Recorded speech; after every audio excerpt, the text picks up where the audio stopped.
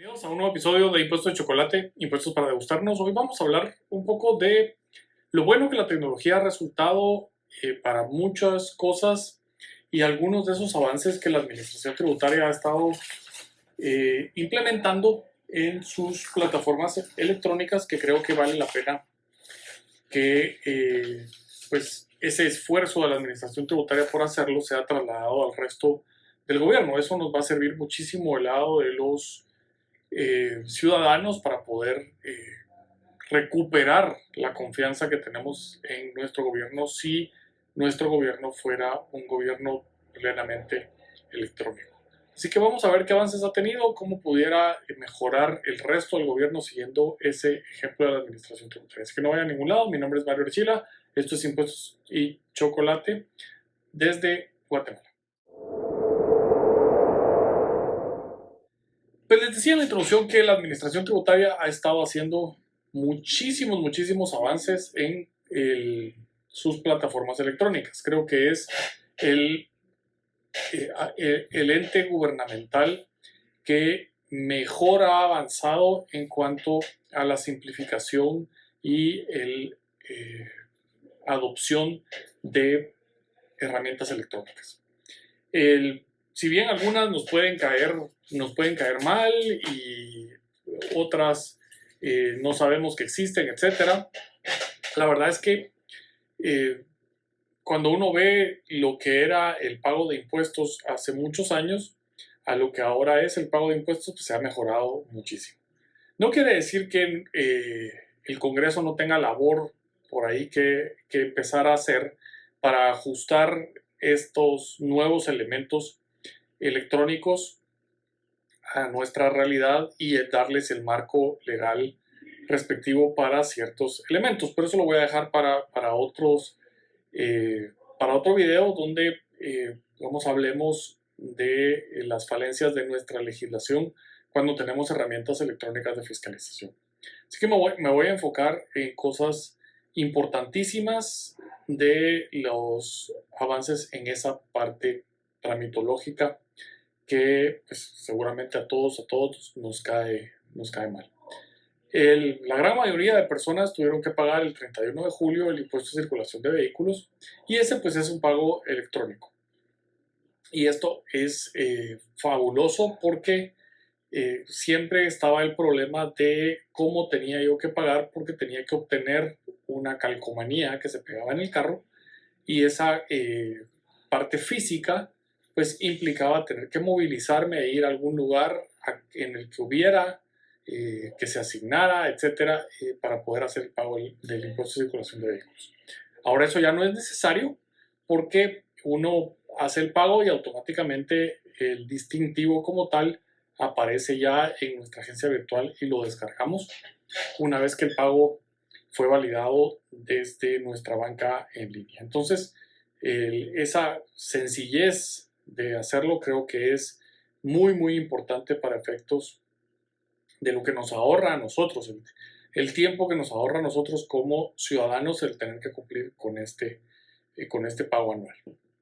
El punto importante también en esto es que permite mayor control en el registro de vehículos, que probablemente la administración tributaria heredó un registro de vehículos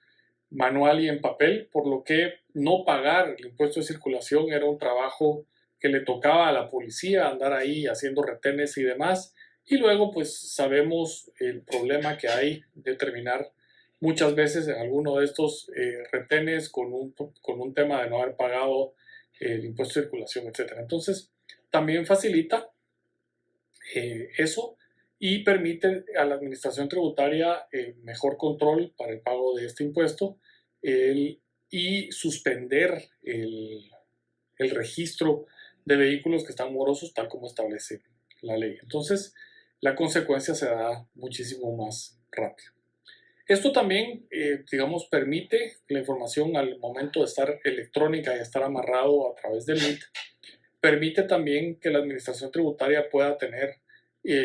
indicios de NITs que están adquiriendo vehículos que no están reportando bajo ninguna perspectiva de ingresos. Aquí pues esta información es valiosa porque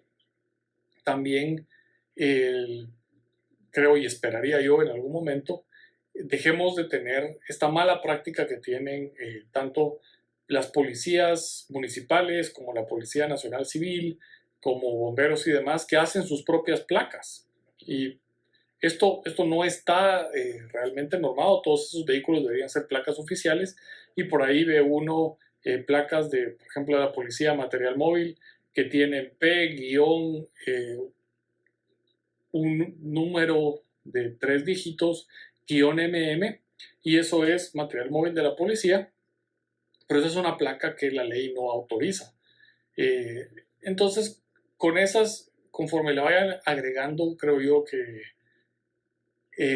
los controles como tal van a tener que ciertos bines, números del vehículo, de identificación del vehículo, al momento de ser importados, dejan de tener placas y tendría que existir ahí alguna razón. Y son placas del Estado, deberían de ser placas oficiales, y todos los carros que maneja el Estado deberían tener distintivos de placas oficiales. Y no estarse inventando sus placas ahí de policía municipal, etcétera, porque esto no es lo que la ley establece. Esto, el impuesto de circulación, creo que todos agradecemos. Otro tema importante es los avances que se ha tenido en FEI. Creo que el avance principal, y esto ya viene de 2 administraciones de la administración tributaria, ya con el plan, creo que Abel Cruz en su administración empezó a empujar mucho el que se fuera adoptando este tema del FEL y cambiar la regulación. Hay muchas sombras sobre la legislación anterior, la regulación anterior de FEL, porque se decía que era un negocio de algunas personas dentro de la propia SAT que no permitían la calificación como jefaz y demás. Esto, como siempre, fue un rumor que se daba ahí alrededor de por qué se había hecho una regulación en la cual se obligaba a contratar a un tercero como jefase para poder hacer emisión de factura electrónica o resguardo de factura electrónica como tal. Y entonces estas autorizaciones eran discrecionales, y ahí pues siempre pesaba sobre la administración tributaria esa sospecha de que había algún tipo de negocio oculto. Y al cambio a FEL en una facilitación regulatoria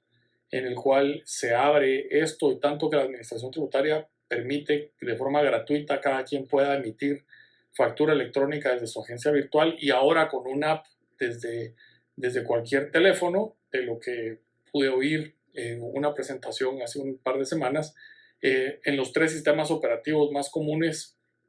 existe esta aplicación para emisión de factura electrónica desde un celular, lo cual es fantástico. Y decía ahí el gerente de recaudación, el ingeniero David Beltrán, que están por buscar la forma de implementar que se le pueda dictar a la aplicación los datos para emisión de la factura, considerando que hay mucha gente que hace operaciones grabadas con IVA y que tiene que emitir factura, que puede ser que no sepa leer y escribir o tenga dificultades para leer y escribir, y por lo tanto el dictar los datos le ayude muchísimo a la emisión de la factura. Espero que se logre. Y del lado de los impuestos en general, pues ya es noticia que todos los pagos de tributos que están a cargo de la administración tributaria están en Declaraguate, y esto creo que facilita muchísimo de nuevo el poder pagar. No es raro que pase que uno tiene días complicados, y entonces los últimos 2-3 días del mes las colas de bancos por cobro de cheques, etcétera, son eternas, y si uno tuviera que ir a un banco a hacer el pago en cheque, etcétera, probablemente perdería mucho tiempo. Y esto pues permite ahora que se haga de manera directa desde la comodidad de nuestra casa o oficina como tal.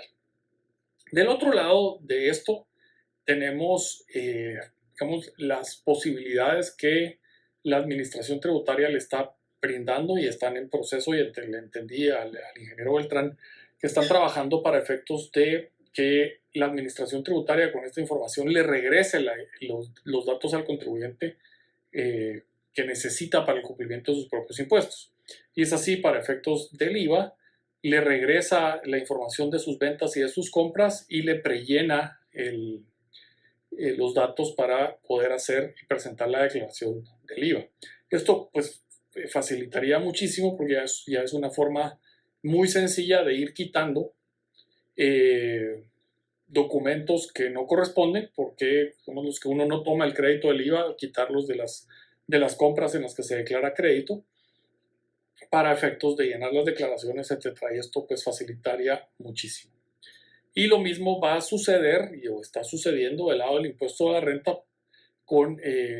estos movimientos de factura, las declaraciones aduaneras y demás, en el que pues hay bastante información que la propia administración tributaria le va a proporcionar al contribuyente a efectos de facilitarle la presentación de sus declaraciones. Evidentemente, tenemos ahí los problemas que esto puede causar, que de nuevo no es hoy el momento